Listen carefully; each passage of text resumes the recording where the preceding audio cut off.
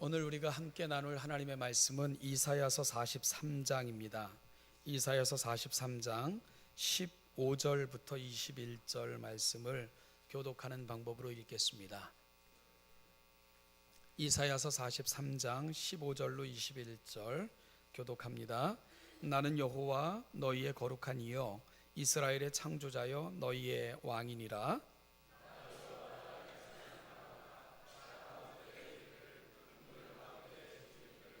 병거와 말과 군대의 용사를 이끌어내어 그들이 일시에 엎드러져 일어나지 못하고 소멸하기를 꺼져가는 등불 같게 하였느니라. 보라, 내가 새 일을 행하리니 이제 나타낼 것이라. 너희가 그것을 알지 못하겠느냐? 반드시 내가 광야의 길을 사막의 강을 내리니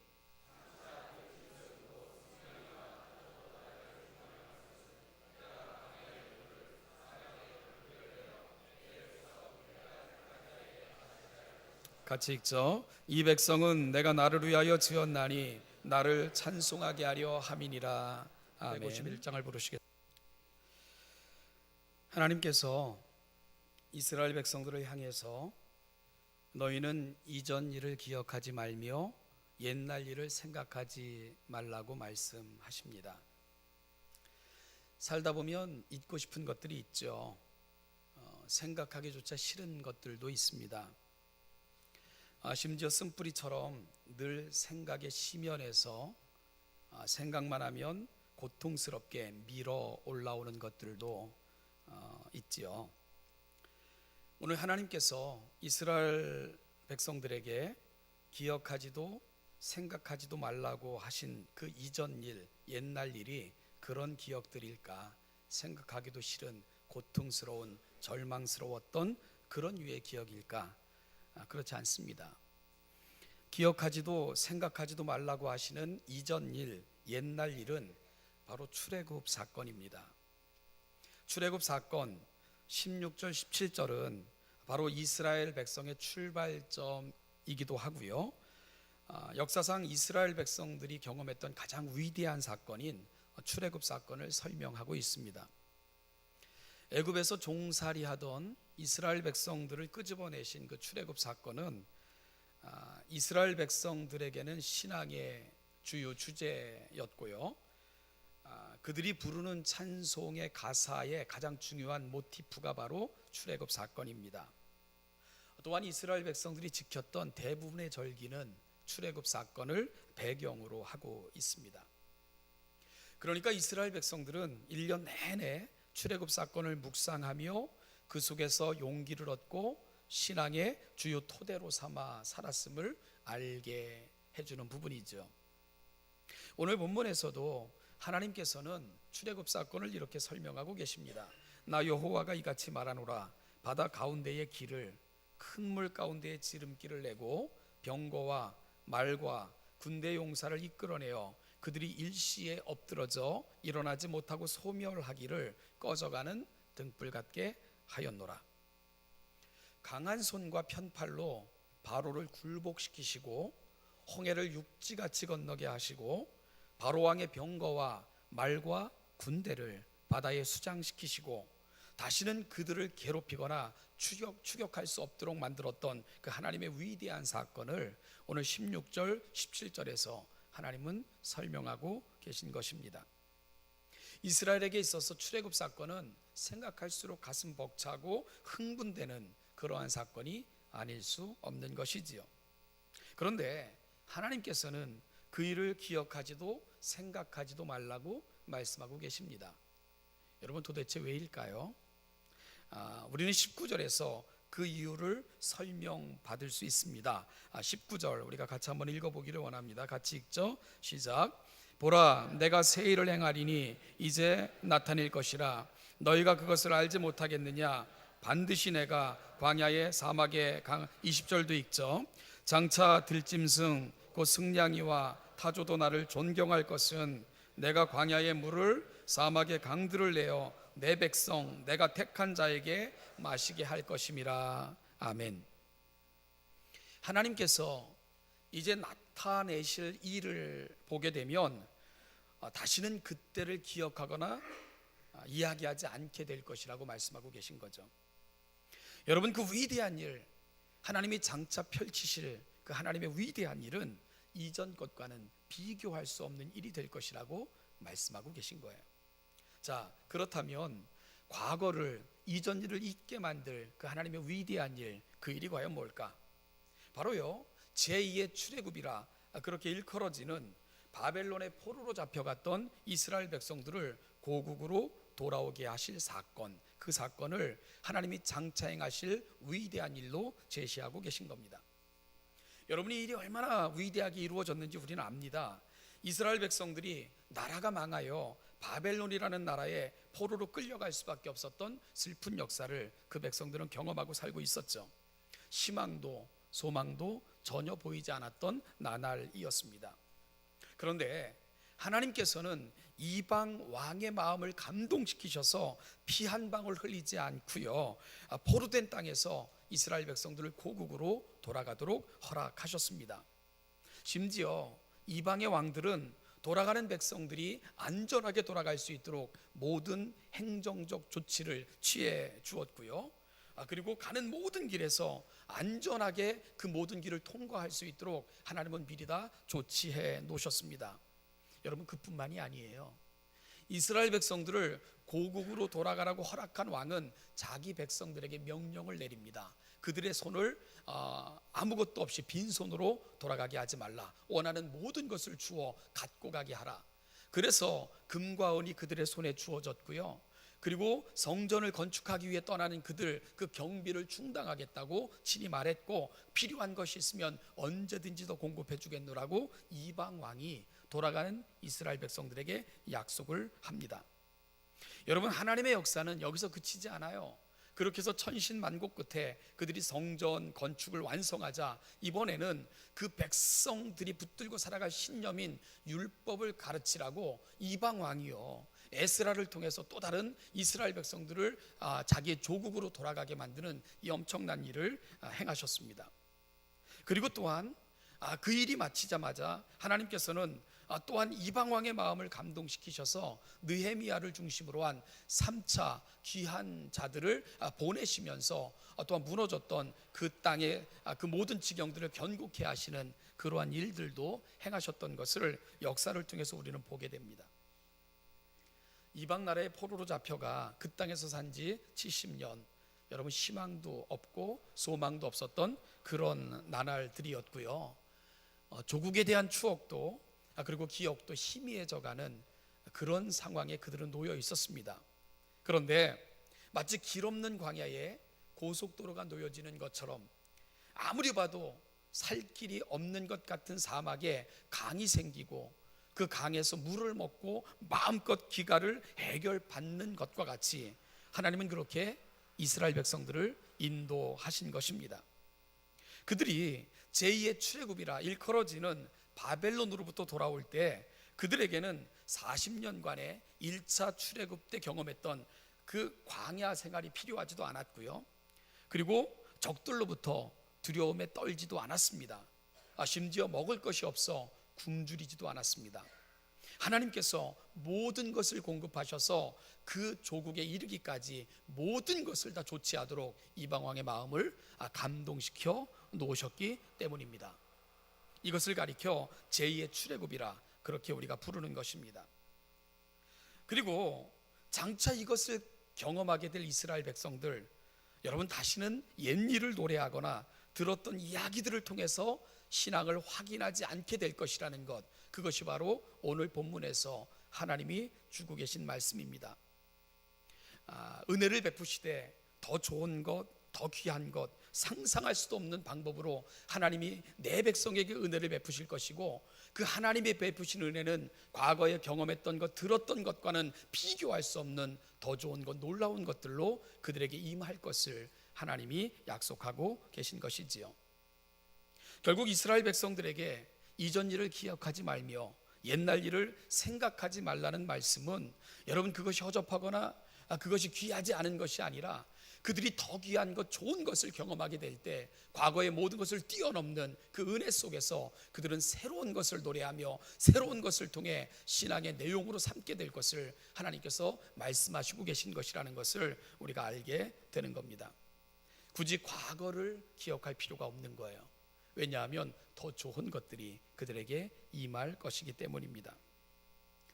날마다 새로운 은혜를 주시되 과거를 잊어도 생각하지 않아도 되는 더 놀라운 은혜를 주시는 하나님, 그것이 바로 내 백성을 향해 약속하시는 하나님의 약속인 것이지요.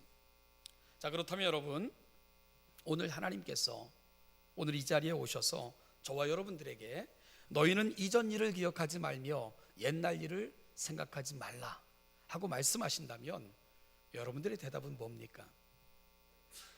여러분들이 이 대답을 잘 하시려면 문맥을 통해 오늘 하나님의 말씀의 의도를 기억하는 것이 매우 중요합니다. 이전 일을 기억하지 말며 옛날 일을 생각하지 말라. 이스라엘 백성들에게 그 말씀을 하신 것은 출애굽 제1의 출애굽, 애굽에서 종로로 타던 이스라엘 백성들이 받았던 그 은혜를 뛰어넘는 은혜가 임할 것을 미리 전제하면서 하나님이 이 말씀을 하고 계신 것을 우리가 놓치지 말아야 됩니다. 그렇다면 오늘 이 자리에서 저와 여러분들에게 이전 일을 기억하지 말며 옛날 일을 생각하지 말라고 말씀하신다면 저와 여러분들이 이 하나님의 약속에 대해서 바르게 응답하려면 우리가 받은 은혜가 제1의 출애굽, 홍해가 갈라지고 만나가 내리고 요단강이 갈라졌던 그 놀라운 은혜보다 왕의 마음을 감동시키셔서 모든 것을 채우시고 공급하셔서 이스라엘 백성들을 결국은 조국으로 돌이키셨던 것보다도 더 큰 은혜를 저와 여러분들이 받았어야만 이 질문에 대해, 이 약속에 대해 응답할 수 있게 된다는 겁니다. 홍해가 갈라지고요, 넘실대던 요단강이 끊어지고 하늘에서 만나가 내리고 이방 왕이 네 조국으로 돌아가도 돼 약속할 뿐만 아니라 뭐 필요하냐 다 주고, 그리고 길에서 위험할까봐 미리 다 전령을 보내서 그들이 안전하게 지나가도록 도우시고, 그리고 너희들이 가서 살던 길에서 부족한 거 있으면 또 채워줄게, 이방 왕의 마음을 통해서 역사하셨던 하나님, 사랑하는 여러분, 여러분들이 받은 은혜가 이들이 누렸던 은혜보다 큽니까? 홍해가 갈라지는 것보다, 요단강이 갈라지는 것보다, 하늘에서 만나가 내렸던 것보다, 이방 왕의 감동을 시켜서 그들에게 모든 것 공급해 주셨던 그 이스라엘 백성들에게 행하셨던 일, 옛날 일, 이전 일보다 여러분들이 받은 은혜가 큽니까? 제가 그렇게 묻고 있는 겁니다. 여러분 어떻습니까? 혹시 질문 앞에 망설이고 계신 여러분들이라면 다음의 말을 묵상해 보시길 바랍니다. 마르틴 루터가 축소된 복음, 복음의 에센스라고 불렀던 구절이 있습니다. 요한복음 3장 16절입니다. 우리 한번 같이 외워볼까요? 외워보는 겁니다. 시작. 하나님이 세상을 이처럼 사랑하사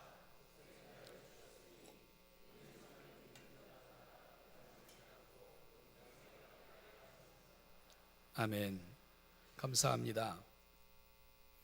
여러분들이 이것을 암송하고 계신다면 여러분들은 복음의 진수, 에센스를 알고 계신 것입니다.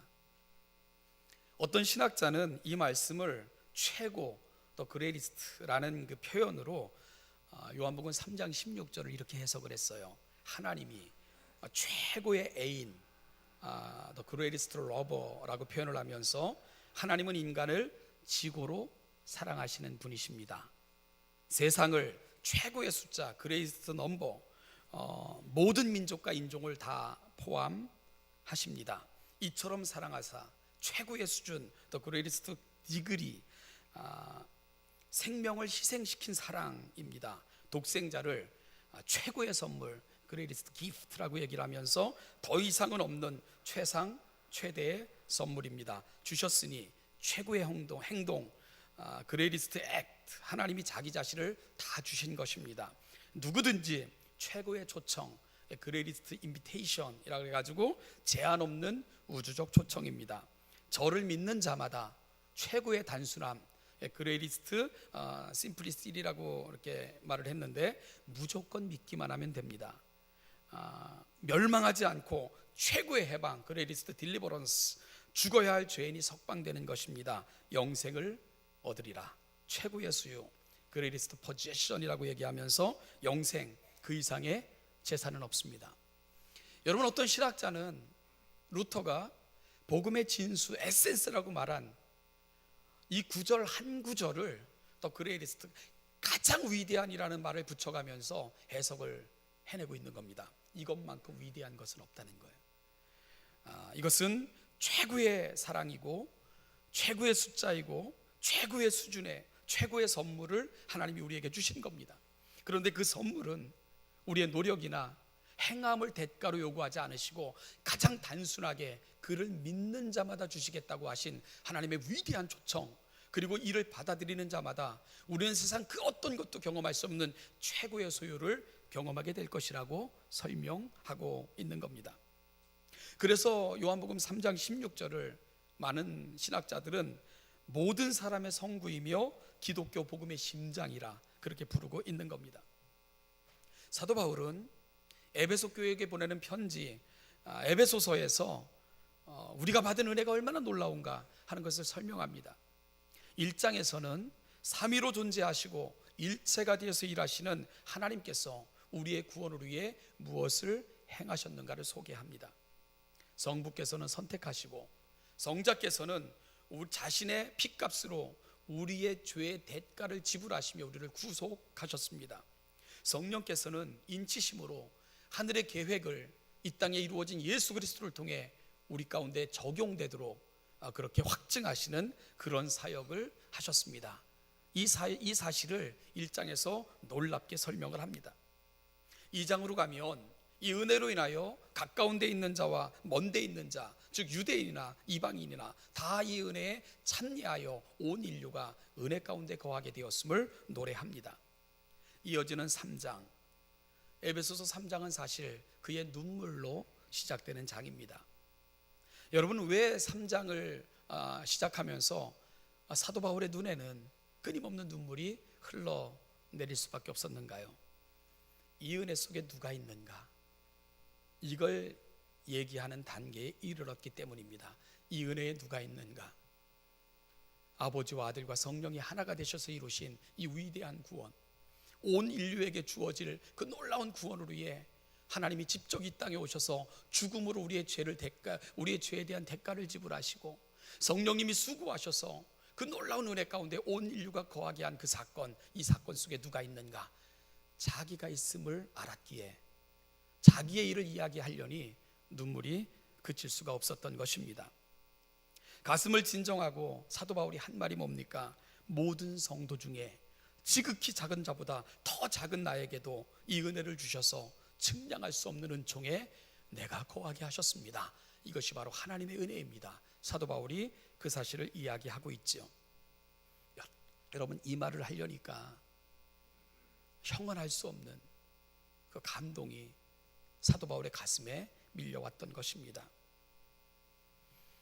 예수 그리스도의 사건은 제3의 출애굽입니다.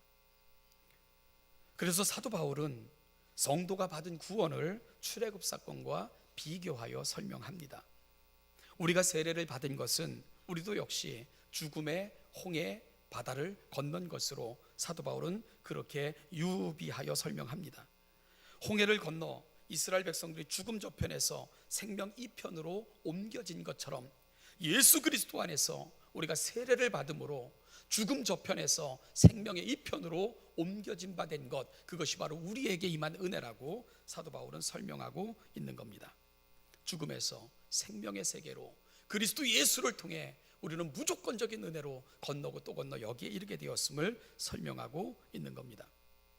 그런데 여러분, 예수 그리스도로 말미암아 되어진 제3의 이 출애굽 사건은 두 번의 구출 사건과는 도저히 비교할 수 없다는 사실입니다. 두 번의 구출 사건에서 하나님은 하나님을 대신할 지도자를 세워서 그 일을 진행하셨습니다. 모세와 수룹바벨, 에스라, 느헤미야와 같은 사람들이 이 일을 감당했죠. 물론 이 사람들을 세워서 하나님은 구출 작전을 진행하셨지만 그들이 아니라 내가 하는 것이라고 하나님은 끊임없이 확인해 주셨지만 그럼에도 불구하고 하나님은 대리자를 세우셨다는 사실입니다. 그런데 여러분, 제 삶의 출애굽, 그 사건은 어떻게 이루어졌습니까?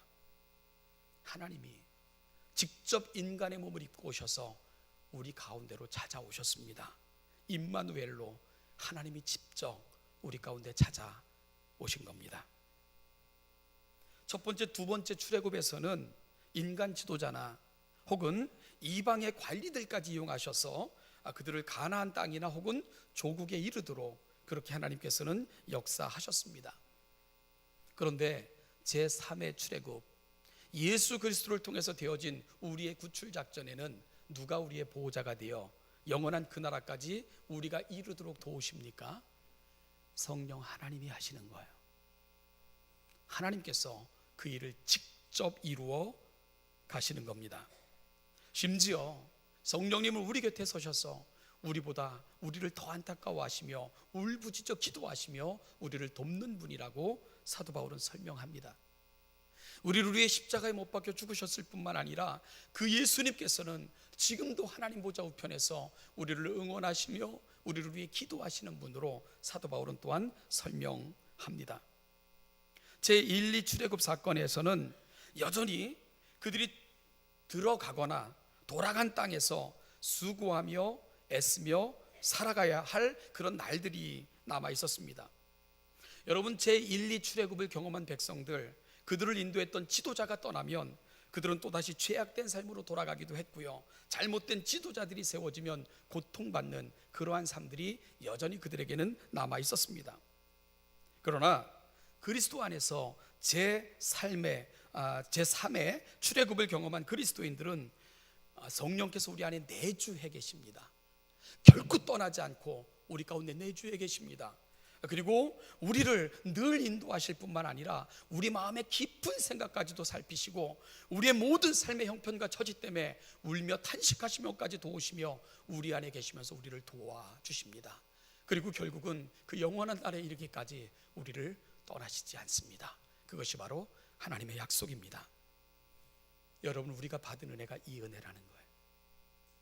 저와 여러분들이 경험한 출애굽 사건은 제3의 출애굽 사건, 예수 그리스도. 하나님이 직접 찾아오셔서 우리를 죄와 사망에서 구해내시고 영원한 생명, 지금도 내주하시며 그 영원한 천국에 이르기까지 우리를 도우시는 그 은혜, 그가 바로 저와 여러분들이 받은 은혜라는 사실입니다. 여러분, 그러니 옛날 일과 이전 일이 우리가 받은 은혜와 비교할 수 있냐? 그 질문을 드리고 싶은 거예요.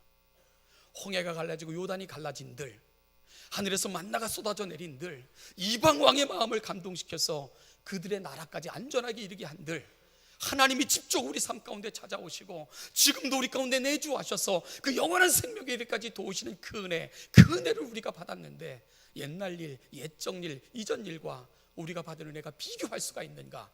여러분, 그 말씀을 여러분에게 드리고 싶은 겁니다. 옛날 일, 이전 일을 기억하는 것, 그것이 오늘 우리가 누리고 있는 은혜와 어찌 비교할 수가 있겠는가? 그러니 어찌 우리 입에서 감사와 찬양이 떠날 수가 있겠는가? 과거에 우리 교육관에서만 예식이 허락되어졌던 시절에 제가 아주 그 철없는 신랑 결혼식을 본 적이 있습니다.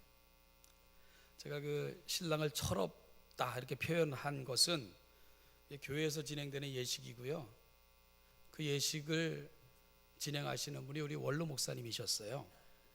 그런데 축가로 유행가가 버젓이 불려졌고요, 아마 안 목사님은 그게 유행가인지 모르셨을 거예요 아마.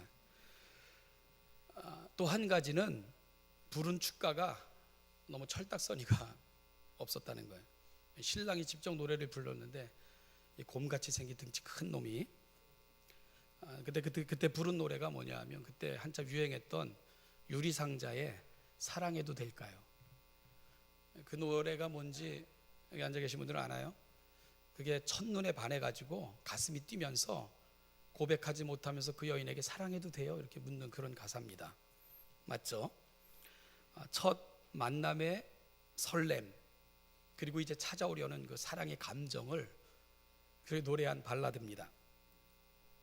근데 그걸 신랑이 온갖 폼을 자다 보면서 이 곰 같은 놈이 그걸 부르는 거예요. 저는 그 축가를 신랑이 스스로 부르는 건 맞지 않는다고 생각하는 사람입니다. 축하 받아야지. 제가 옆에, 저는 중위층에 앉아 있었는데 옆에 있는 분들에게 아휴 저런 철딱선이 없기는, 그랬더니 왜 그러냐요. 그래서 야, 사랑해서 결혼하는 건데 이제 사랑해도 될까요? 물으면 되냐? 이젠 애를 낳아도 될까요? 이렇게 물어야지. 그랬더니 옆에 앉아 계셨던 분들이 깔깔 웃으면서 그게 맞네 그러더라고요.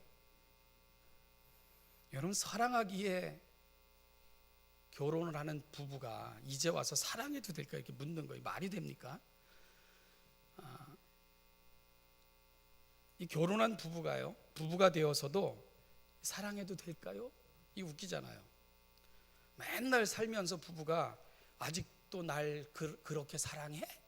이거 뒤를 올린 거니까 대답을 하는 거예요. 이게 정말 피곤한 거 아니겠습니까? 그죠? 과거에 머물러 있거나 심지어 그 과거보다도 못한 상태에 그대로 머물러 있는 거예요. 그러니 늘 사랑을 확인하는 지점으로 돌아가야 되는 그런 안타까운 모습인 거죠.